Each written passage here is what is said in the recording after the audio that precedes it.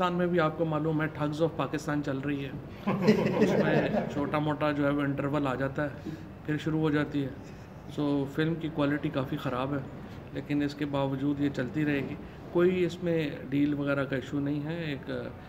यही बात हम कर रहे थे। जो है ये ज़ाहिर है कि अब सुप्रीम कोर्ट ने की है तो उनको पसंद आ गई है।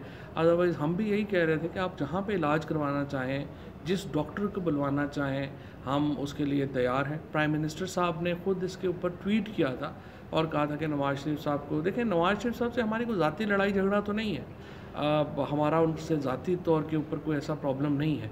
मसला तो यही है कि उन्होंने पाकिस्तान के लोगों के पैसे देने हैं। वो मेरे या इमरान खान के या पीटीआई के किसी और लीडर के कोई ज़ाती पैसे तो नहीं हैं। ज़ाती होते तो माफ़ भी कर देते। लेकिन मसला ये है कि उन्होंने जो पैसे देने हैं वो पाकिस्तान के लोगों के पैसे हैं। उन्हें वो पैसे वापस करने पड़ेंगे। दूसरी सूरत में उनको अपनी कैद पूरी करनी चाहिए।